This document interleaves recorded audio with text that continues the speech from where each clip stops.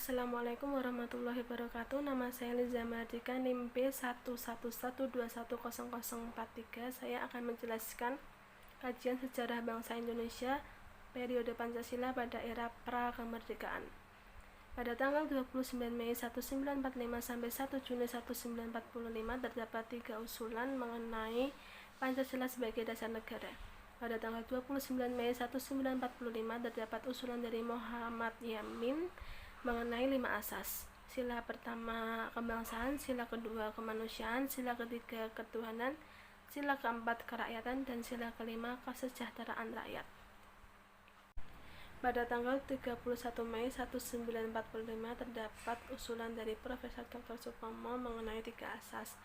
Sila pertama teori negara perseorangan atau individualis, yang sila kedua paham negara kelas atau kelas teori, sila ketiga paham negara integralistik. Pada tanggal 1 Juni 1945 terdapat usulan dari Insinyur Soekarno mengenai 5 prinsip dasar negara. Sila pertama ada nasionalisme atau kebangsaan Indonesia, sila kedua internasionalisme atau perikemanusiaan, yang ketiga ada mufakat atau demokrasi, yang keempat kesejahteraan sosial, yang kelima ketuhanan yang Maha Esa.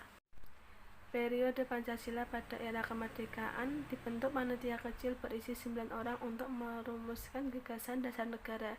Pada tanggal 22 Juni 1945, Piagam Jakarta memperbandingkan perumusan dasar negara menjadi 1. Ketuhanan yang Maha Esa, 2. Kemanusiaan yang adil dan beradab, 3. Persatuan Indonesia, 4. Kerakyatan yang dipimpin oleh hikmat kebijaksanaan dalam permusyawaratan perwakilan, 5. Keadilan sosial bagi seluruh Indonesia. Periode Pancasila pada era Orde Lama pada tahun 1945 sampai 1950 banyak terjadi pemberontakan dalam penerapannya. Pada tahun 1950 sampai 1959 demokrasi berjalan baik, namun konstituante gagal sehingga Presiden Soekarno mengeluarkan Dekret Presiden 5 Juli 1959. Pada tahun 1959 sampai 1966 dikenal dengan demokrasi terpimpin, namun kekuasaan berada pada pribadi presiden dan banyak terjadi penyimpangan. Periode Pancasila pada era Orde Baru, Presiden Soeharto mempunyai visi utama, yaitu dalam penerapan Pancasila dan UUD tahun 1945 secara murni dan konsekuen dalam setiap aspek kehidupan masyarakat Indonesia, tetapi mulai banyak penyimpangan, mulai dari kebebasan berpolitik dibatasi hingga kebebasan berpendapat. Periode Pancasila pada era reformasi. Pada masa ini dimulai dengan Presiden B.J. Habibie mengeluarkan Undang-Undang Nomor 9 Tahun 1998. Pada masa ini reformasi penerapan Pancasila terus digaungkan dan upaya penggantian berkurang. Peraturan Pemerintah Republik Indonesia Nomor 21 Tahun 2020 tentang pembatasan sosial berskala besar dalam rangka percepatan penanganan Coronavirus Disease 2019. Pasal 1 yang dimaksud PSBB adalah pembatasan kegiatan tertentu penduduk dalam suatu wilayah yang diduga terinfeksi COVID-19 dan untuk mencegah penyebarannya. Pasal 3, PSBB harus memenuhi kriteria: A. Jumlah kasus dan jumlah kematian akibat penyakit meningkat dan menyebar secara signifikan cepat ke beberapa wilayah. B. Terdapat kaitan epidemiologis dengan kejadian serupa di wilayah atau negara lain.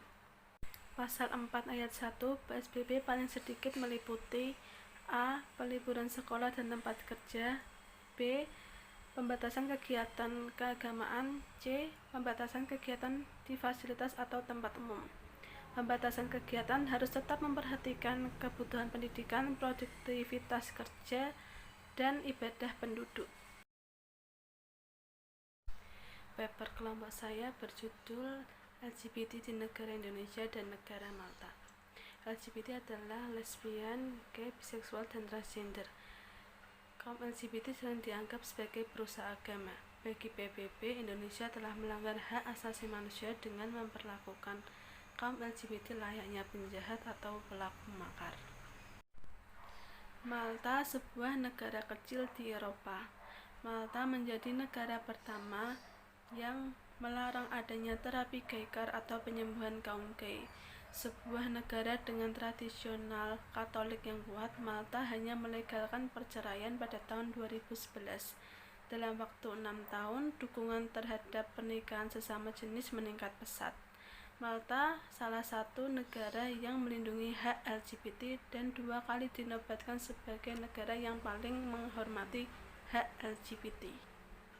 Jadi kesimpulannya, pada dasarnya Tuhan hanya menciptakan manusia dari 2 jenis kelamin, yaitu laki-laki dan perempuan. Namun kenyataannya banyak yang mengalami kebingungan dalam menentukannya. Indonesia menganut ideologi Pancasila. Tindakan LGBT di sila pertama, yaitu ketuhanan, sangat bertentangan dengan peraturan agama yang ada di Indonesia. Malta menganut ideologi yang salah satunya adalah demokrasi liberal, yang membebaskan rakyat untuk memilih kebebasan dan kesamaan individu, sehingga masyarakat Malta menganggap LGBT adalah hal yang normal. Mekanisme pengerjaan kelompok paper kami menggunakan Google Meet. Salah satu anggota ada yang share screen mengenai Word yang akan dibuat paper dan semua anggota mencari materi. Perbaikan paper yang telah dijelaskan dosen adalah: yang pertama, rumusan masalah yang kurang sesuai dengan judul. Yang kedua, paper tidak diberi poin-poin. Saya berkontribusi dalam pengetikan paper dan mencari materi. Manfaat yang saya dapatkan ketika menyusun paper adalah saya jadi mengetahui fenomena-fenomena dan hak LGBT di negara Indonesia dan negara Malta, dan mendapatkan banyak pengetahuan dari setiap anggota ketika mereka sedang memberikan pendapatnya. Terima kasih. Wassalamualaikum warahmatullahi wabarakatuh.